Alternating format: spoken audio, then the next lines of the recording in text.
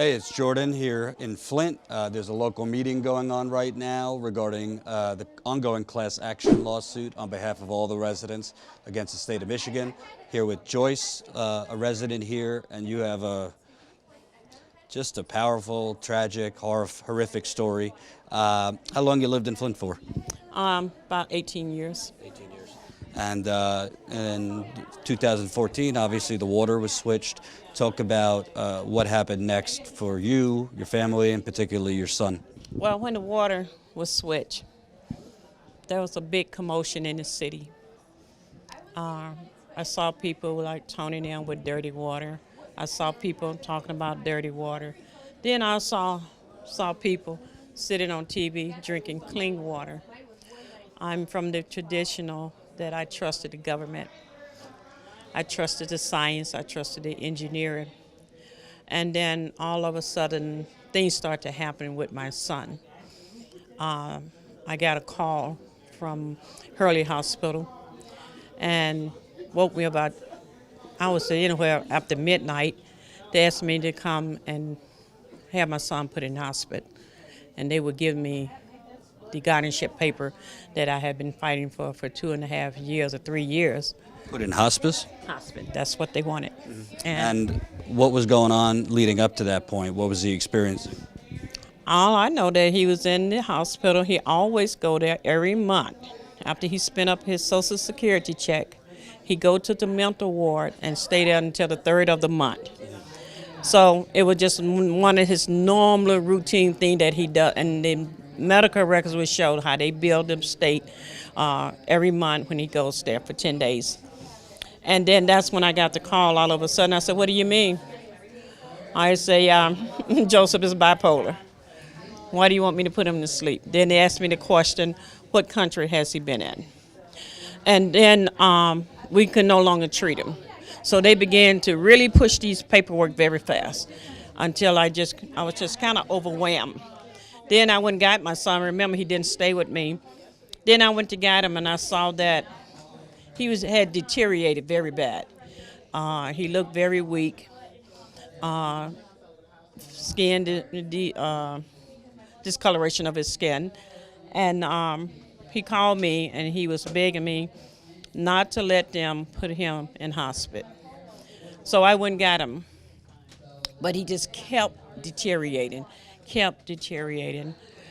And because they wouldn't treat him mentally, he was almost like a wild man without a soul. I couldn't reach him. He disappeared. He comes back. He disappeared. We got to go find him. And then I found him again. He had some type of flesh-eating disease or something. And because Hurley wouldn't take him, I couldn't get too many people to take him. And I brought a doctor in the house.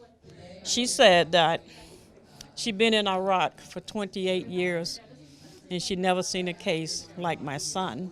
And he was drinking the water here in Flint. He was living it wholehearted because he lived in the heart of Flint, wherever he was at, because he was bipolar, and they hangs together, mentally ill. So they was hanging together. When the doctor saw him at my house, she questioned, she said, what country did Joseph come from? I never seen a case like this in my 28 years, and she was a doctor over in Iraq. Because his skin was so, Rotted. off. Yeah, so all of this has began to deteriorate. So because she had a relationship with Hurley Hospital, she went and had them commit him, get him cleaned up and fixed up. And when we did that part of it, they let him back out, but he kept deteriorating.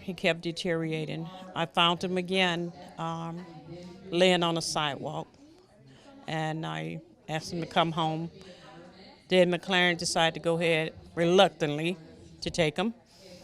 When McLaren has taken him, he was very, very ill.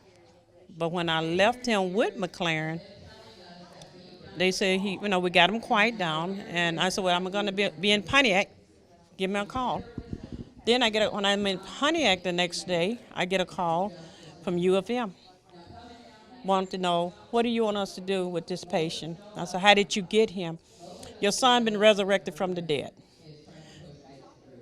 He flew in a helicopter. We wasn't even aware that the patient was coming in. McLaren dropped him off. We do not even have his medical records. What do you want us to do? What does that mean, resurrected him from the dead? Whatever they mean. When I left him at McLaren, he was on ICU. They said that he had pneumonia, a severe case of pneumonia. They was questioning me whether he had been out of the country. And were they, at that time, was anybody in these hospitals talking about the water here? Everybody was talking about the water. But it's still, the light still didn't quite come on, because then it focused me to my son. So I get this call from a nurse that was waiting on him, and I went back to do research. She said, "Ma'am, I went to check on your son. The room was wiped as though he had never been there. They wiped him, just cleaned it up." She said the room was empty, everything was gone. She said it took them almost the next morning to tell her what they done with him. So UFM had him. So when I gets to UFM, he said, "Ma'am, we just giving your son 2 shots. Legally, they would put an elephant to sleep. What country did this young man come from? He has no liver. He has a quarter of a lung left. He has the worst pneumonia you can ever think of. His heart sits in a pool of maggots and pus. He has no immune system. His blood cell, only red blood cells he left is his eyeballs, and the bacteria is going after that. What country did Joseph come from?"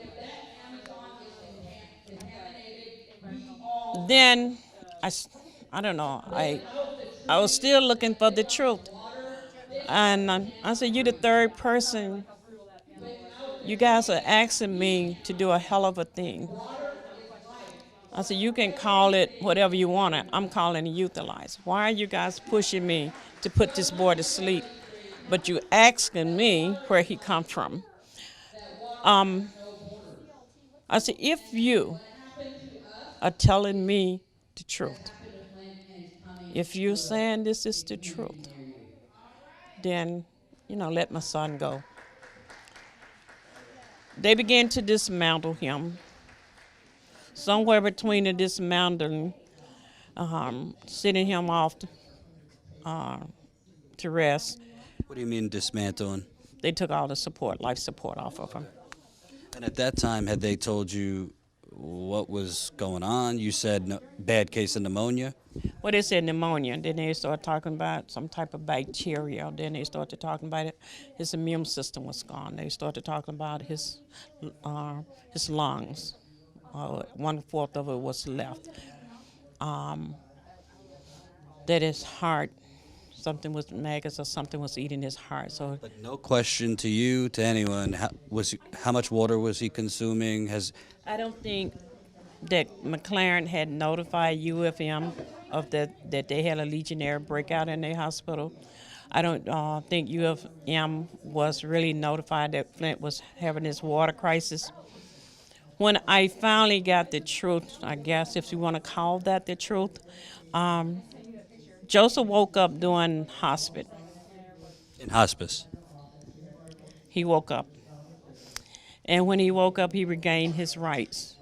I don't know what the conversation was, but my son ended up in a cab from Ann Arbor to my house with his butt out with his clothes on. With his robe on. And he knocked on the door and said, "Hey, Mom, you unplugged me. Mom, they're saying that I'm dying. The only way I believe that I'm dying is you have to do it." And he started breaking down because the dope that they had given him broke him down. And I couldn't get him back in the hospital, so I called hospice. Then I get this call, "Is the patient with you?" I go, "Yes. You have 48 hours to get him down." In the meantime, He was young. He was only 39 then. And I'm raising his son. So I had to get hospital involved in it very quick, somebody to help me. And I'm thinking they was going to help me, but they just left me 2 bottles of morphine and said you have 48 hours. And I couldn't get him down because he was fighting so hard. So I begged him. I had to really beg him to let me put him to sleep. But all the time he kept saying it was the water. Then I would listen to the media, and Dr. Karen Weaver came public and told us to stop drinking the water. That was the first truth that I have heard. And then I looked at my son, and he said, I told you it was the water, but you didn't believe me. I said, no, I didn't. And Because the state at the time was saying there's no problem. the state was saying there was no problem. Then when we got a new mayor, the mayor came public, but it was too late for him.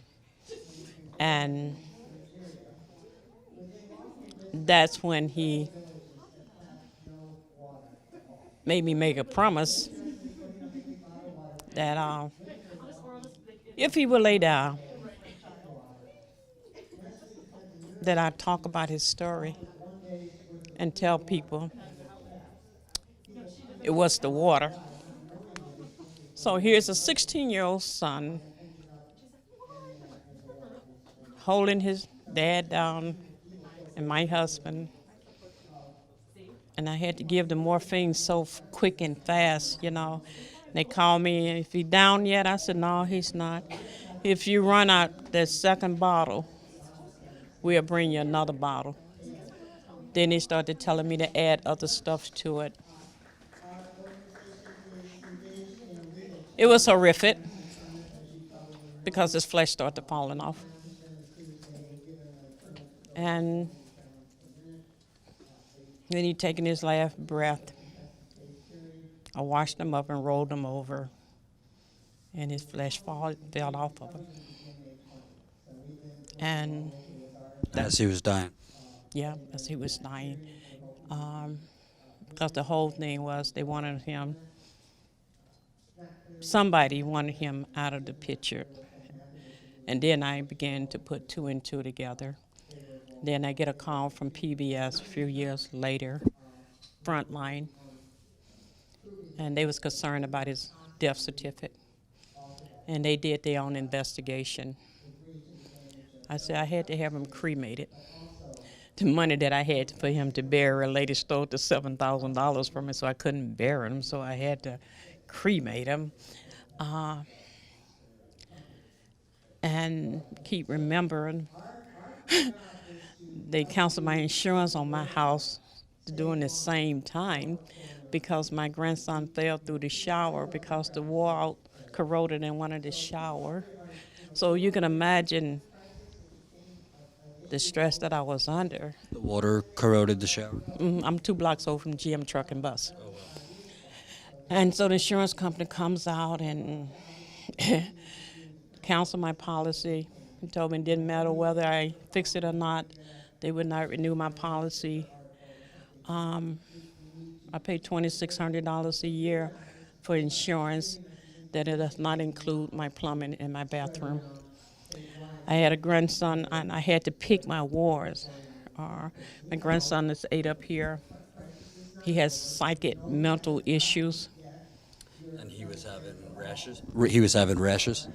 To this day, he's burnt up from here all the way down. He was a very smart kid. I got him through high school, tried him at Baker. He couldn't focus at Baker. I got him over here at Mott, and I think Mott is doing pretty good with Flint kids. And so I told my grandson, let me put my son and your dad away first. Then I have to come back and handle my grandson. So I had to pick my wars by myself. So when PBS got a hold to the story, they did a thorough investigation. They went back and looked at what were they treating. The medical records showed they was not treating him from pre-existing condition. It had to be some type of third world bacteria. It is ruled that Joseph didn't have to die. They choose to let him die because McLaren didn't want him in the hospital. Hurley did not want him in the hospital. So he was one of those kids. What do we do with? And they dumped him in UFM lab, University of Michigan, Ann Arbor. They didn't know what to do with him. So then they dumped, in my opinion, they put it back in my lap. And did PBS or your separate inquiry find that he had Legionella? I don't think they tie it to it because of the conditions are similar, so similar to Legionnaire. They also did the research that right after him, right in my own community, 19 other people had passed with those similar conditions. So that's why they're thinking that it was over 100 some resident died with possible Legionnaire, but they was writing it off as pneumonia. And his condition was so close to Legionnaire. And so that's what I advocate for. If they really just was honest with it, I truly believe in my heart he had Legionnaire. When I went up to Lansing yesterday, listened to the other people's testimony and looking at their skin, my son had those same problems. And to be clear, he wasn't in a third world country. He was just in Flint. He didn't even have a passport. He was just in Flint all the time. So he never had a passport. That's what was so confusing. But when I was trying to get him help, they kept turning me away. Ma'am, we are not to see anybody but 6 years old. When they come to this water, he must be 6 years old or pregnant. So then they began to turn me down. Even with my grandson, they wouldn't even treat him. This was McLaren? All the hospital, Hurley and McLaren. So they would not treat him. And they kept saying that we've been ordered not to discuss this case. Only 6 years old and pregnant women. So for that whole period, I couldn't get any help because that wasn't ordered by the government. And you're dealing with your son. I mean, this is horrific to watch this. Skin coming off and your son dying. It was the most horrific thing any mother wanted to see. I remember when my husband was really start to focus, when my son go in the shower, he was screaming, yeah, but I'm thinking, well, maybe because they're not giving him his med. And I said, you're hallucinating. He said, no, it's burning me, Mom, it's burning me. So my husband was cleaning out the shower after Joseph got out of it, and he ran upstairs. He said, hey, go downstairs and make him pull his hood and stuff off. And I said, what is it? He said, this is his flesh I'm picking up off the floor.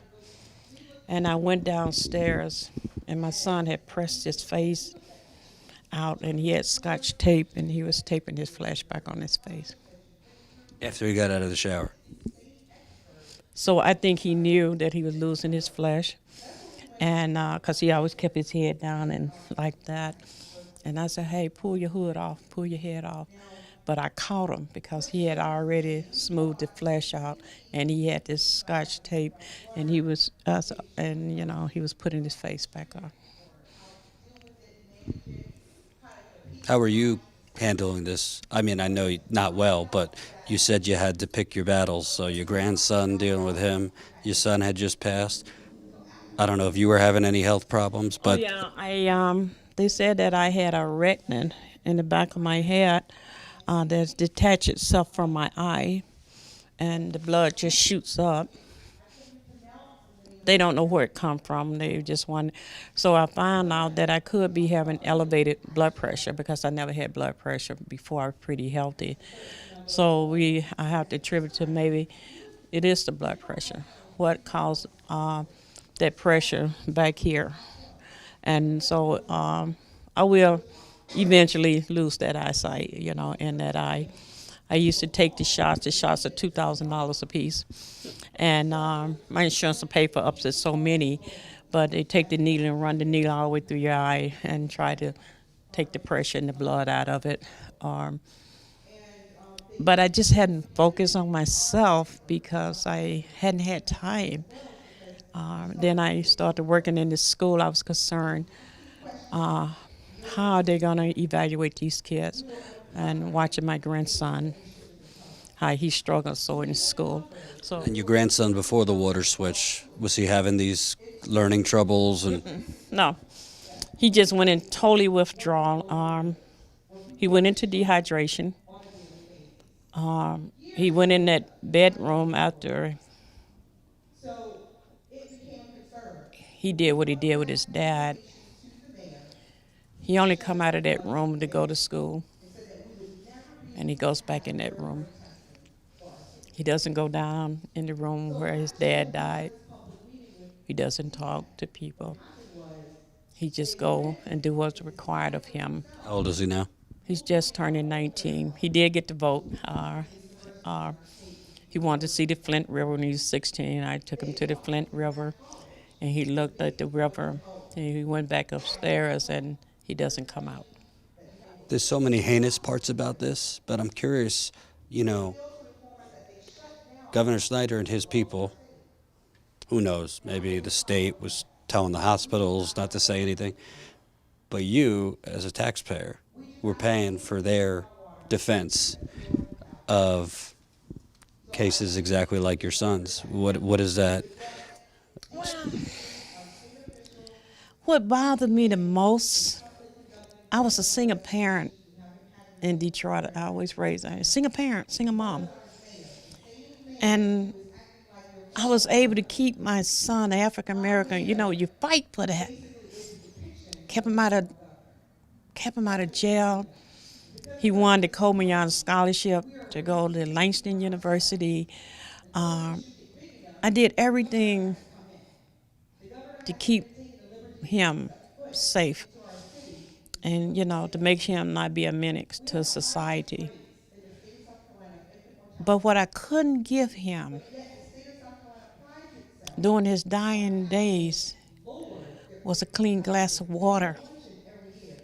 And I was bathing him in the same thing, you know, soaking those wounds and washing his face, and as he was screaming and yelling, I couldn't give him life. I couldn't give him that. And he was begging me, Mom, you can't fix this, can you? I said, no, I can't fix this. But what I can fix is I'm going to fix this by campaigning against dirty disaster capitalism. I'm going to open my mind the way I vote, the way I look at. We done got so caught up in education, but we done lost the spirit of humanity. Anytime you can sit and put this upon me, I had my share with the government. But this was a painful thing that I have to live with, because he was begging me to give him another chance, but I only could go about for what I was seeing. And could I have done something different? I don't know. Did I have the truth? What was in that water? I didn't. What year did he pass? I think he died October 18, 2016. 17, about 3 years. And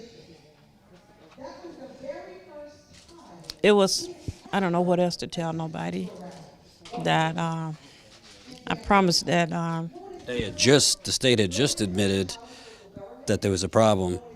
the mayor had just admitted, the state admitted nothing, as far as I'm concerned. If it if she doesn't do anything else right, if they want to say, when she told that truth, and I watch her take that truth to the street, that's why I advocate that if water is going to be a commodity, then I advocate that woman sits on that water board. I want the men hands off the water because we have a relationship with water that I don't think men could even comprehend. Even when Flint couldn't take a bath, my husband just as contented and I'm just as frustrated because of that relationship that we have with water. And if that's the case, we do not need a bunch of male over our water system. I would like to advocate that women take that power and let us run our water system.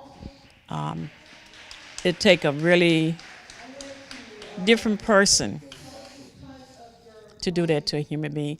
What I also advocate is for mentally ill people and people with compromised immune system, that we have a crisis, but they neglected that area.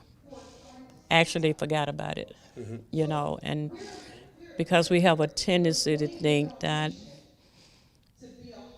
you're less of a human. My son was never homeless. He just chose that lifestyle.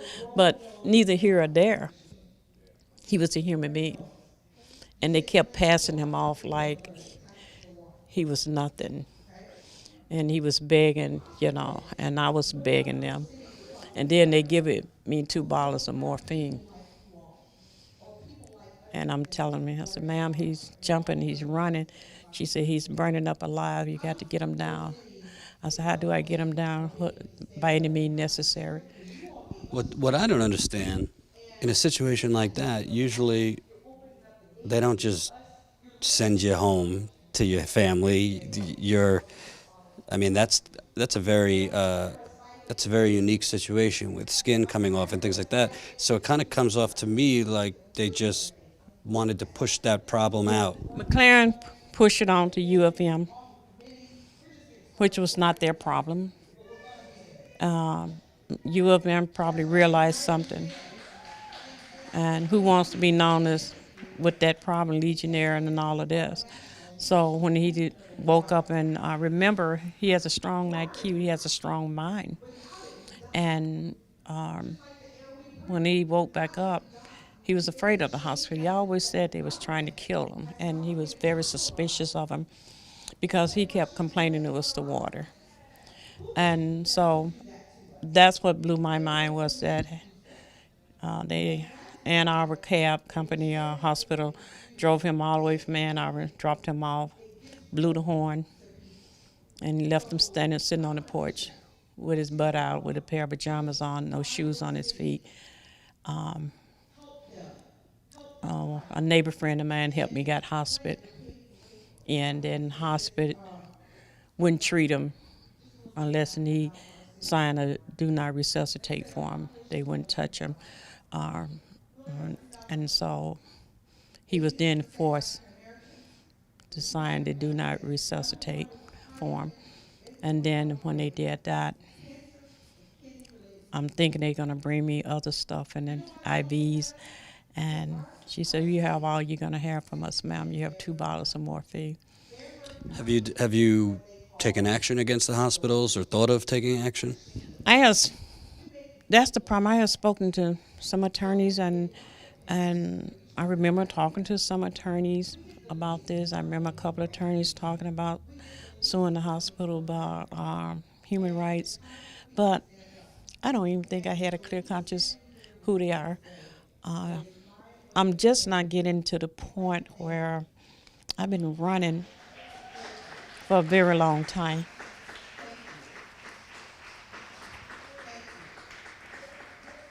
And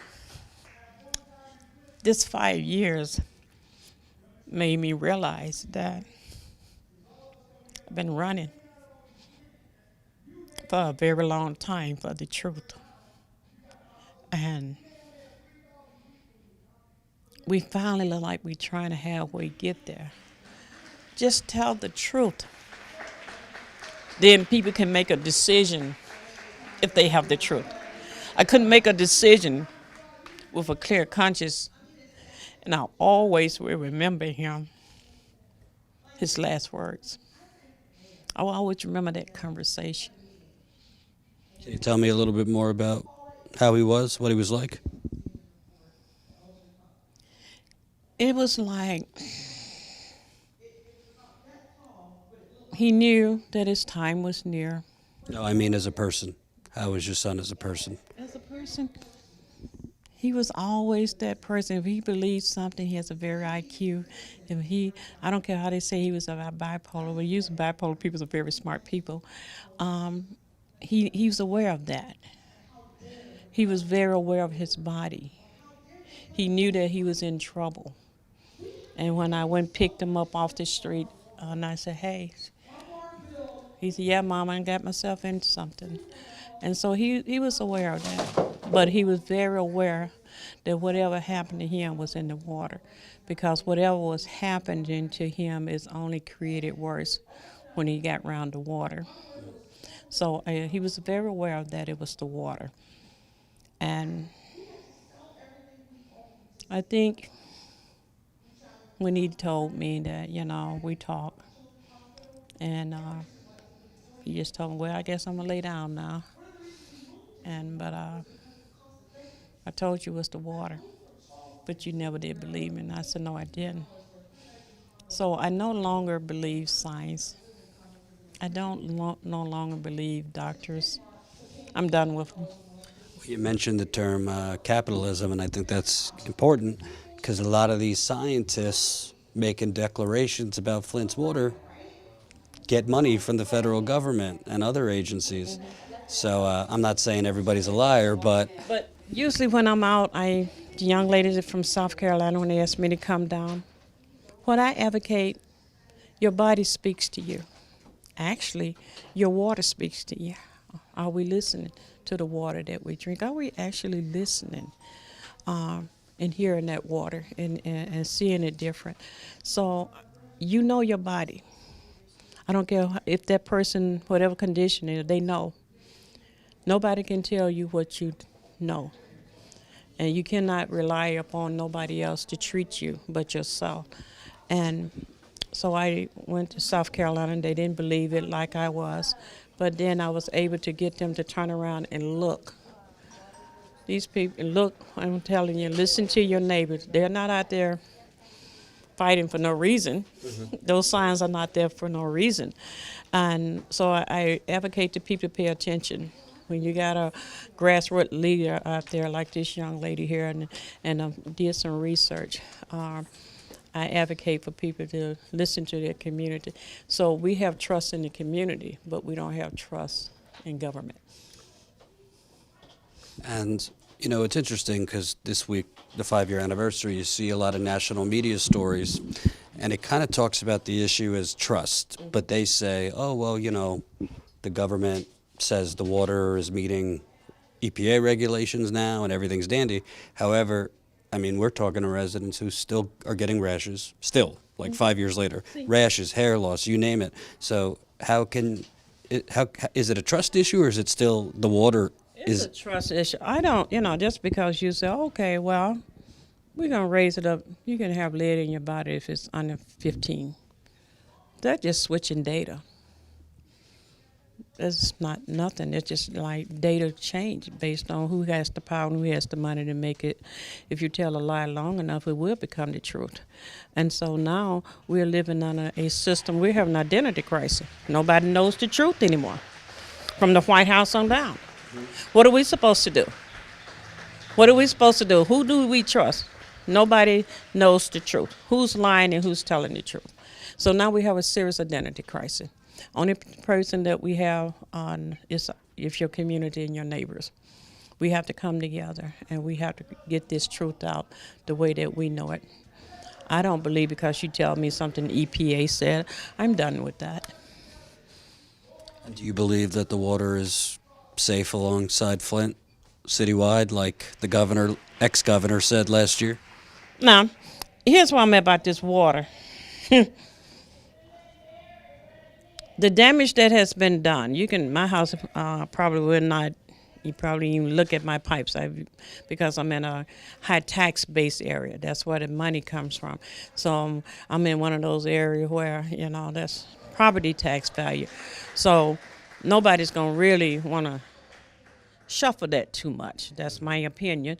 So we don't get a lot of service in my area. I have media come to my house and one of the big media, and they want to do this great story on my son and I, and he pulled up in my driveway, and I hit the garage door, and he walked into my house and see cathedral ceiling, and he took his camera and folded back up and told my grandson, "You're not the story that I want to tell." What kind of bullcrap is that? That water did not choose by race and economic conditions. So this journalist said, "This isn't the story I wanted to tell." Walked in my house, looked around, and looked down in the garage, seen the Mercedes, all of that, and looked at me and said, "This is because they want to tell a story of poverty." So the voices that, like myself, we never did get heard. That's why we're doing what we're doing, because the media came in and told a poor man's story, and not understanding that, yeah, we have a high poverty level here, but yet and still, the water did not choose by income. It didn't select if you're on this side or the north side. That was not the issue. The same child in my neighborhood deserved the same right as a poor kid. Mm-hmm. But it's not that way. My last question, the media covered it a little bit more this week because you have an anniversary, but other than that, from what I could see, there's no media attention on Flint, especially the water. Even the local media here that I've seen kind of just passes off whatever the state says. What didn't happen is that a lot of the people that was fighting became 501c3. Also, we went into economic development. It was killing the economic condition of Flint. The water crisis was a disaster. Right in the midst when we was completing the master plan, and I was on those different boards and moving the city forward. Then here come this water crisis, and then they found out that it was killing the investors.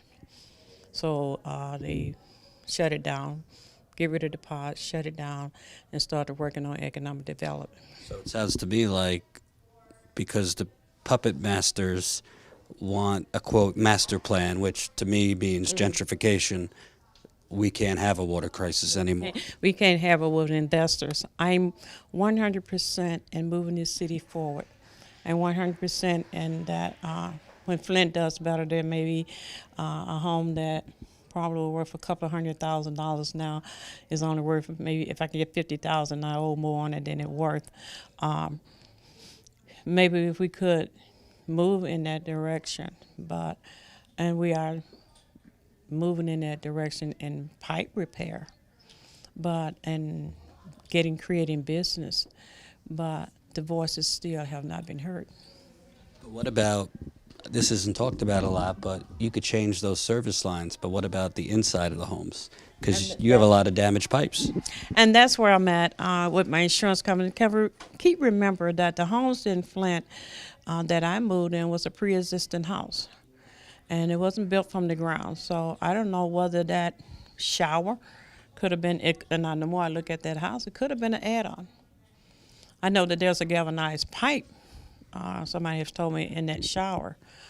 My concern is that if General Motors, and I'm only 2 blocks over, and that's a high tax base area, they love that area over there. That's milk and cream and honey for the city. If you correct the General Motors problem, then there's a possibility, and Flint River runs all the way through my backyard, so it's a creek that runs in that neighborhood, and there's overfloods all the time. And so could there be a possibility that house something is wrong with that pipe? So what the insurance said that, okay, we're going to insure your house. I had to find a company that would do it. They would insure it, but they do not insure the pipes and the bathroom.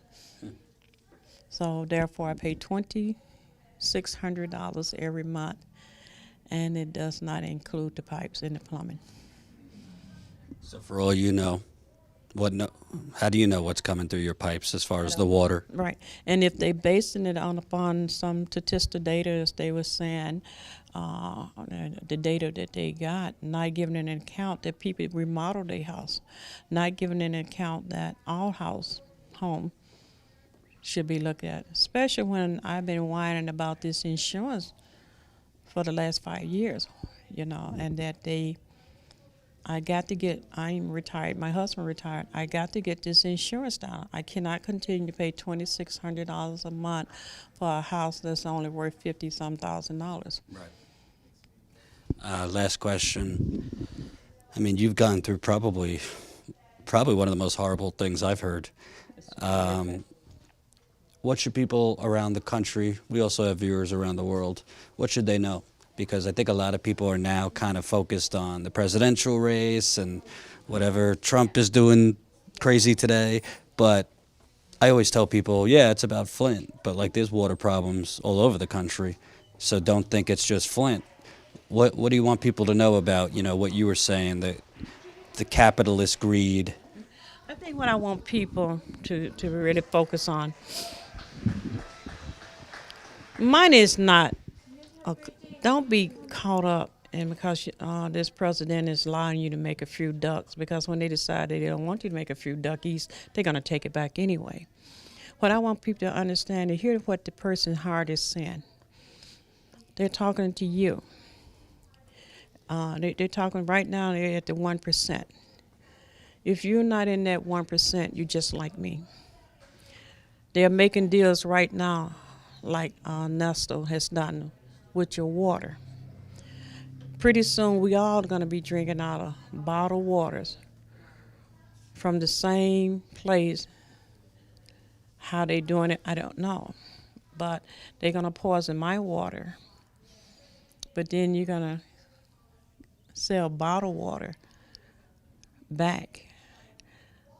The infrastructure in the United States is so bad. The water is so contaminated from this auto industry and pesticides and all of that it's just a noise maker because it's a distraction. I think this president is the biggest distraction a man can have, because once he's gone, the biggest disaster we ever going to see is going to be right in our face. I have nothing else to lose anymore. I think, listen to me. If you do anything, listen. It might not be you today, but somewhere somebody, some mother is going to have to make a decision. And this decision is going to require you to separate the truth from a lie. And that's where we're at. We love the lies because it keeps us from hearing the truth. So I want them to look at Flint. Listen to what I'm saying. You can find out if a politician has a spirit of humanity. Just listen to him. Hear what he's saying or she's saying. And if you don't feel that spirit of humanity in there, don't vote for that person, because they're going to make you get a business, or they're going to help you. What we need is clean, safe, affordable drinking water. And what we need is fresh, clean air. Those two is essential for human being existence. Because without that, money is not going to help. And right now, the air we breathe in is in danger. So what are we going to do now? We don't even know tomorrow if we're going to have air to breathe, because we don't know. The earth is speaking. The earth is contaminated, and nobody's listening. What does it take? How many people have to die to make y'all think that this is not real? Flint is doing pretty good. and revitalizing sustainability, and every city should do that. What I'm saying is that we have not been made whole. My water bill is $260 and $270 every month. Every month. That's what I pay for my water bill. You drinking from it or bottled water? No, I don't drink that water. I bathe in it. I wash clothes in it, scrub up my floors and cars. But even if they pulled all the pipes, I can't mentally put that glass in my mouth. I don't think I will. I will leave tomorrow, but where am I going? Where can I go? And I got a 19-year-old kid that's stuck as though he was 14. So where can we go? We're stuck here. Because those Republicans, they say, well, if you hate it so much, why don't you just leave? Yeah, it's easy for them to say because they have the money and to do that. But most of the time, people work all their life and they invest in their home because that's our retirement, and that's how we go back and pull out the equity out of your house. And keep in mind, with the last Republican, we lost all our retirement. So me and my husband, we lost everything in the stock market. Then I got into it with the Republican with my business, and so I lost my business messing with them. And now the only thing we have is the house, and the house is not worth a quarter. So where else can you go? What can we do? And I stand here to fight because I believe Flint is a great place to live. I'm standing here because I have nothing else to lose.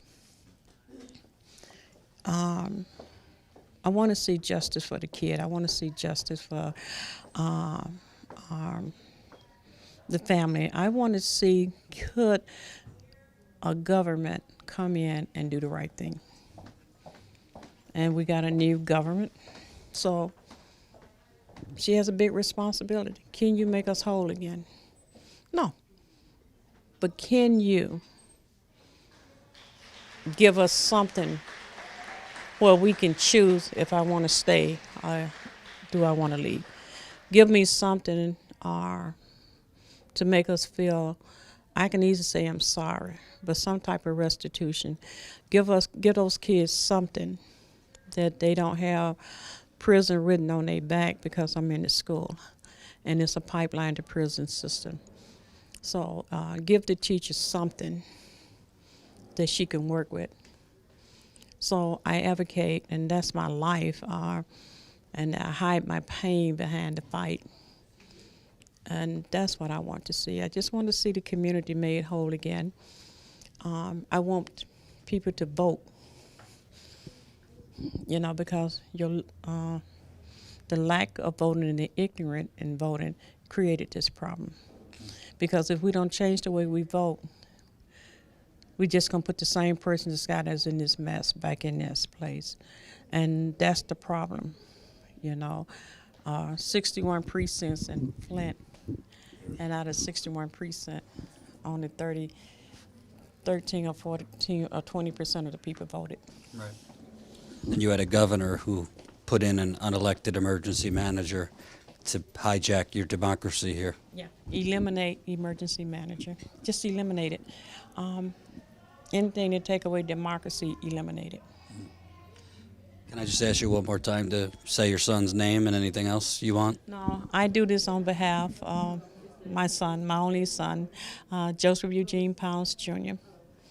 I'm keeping my word.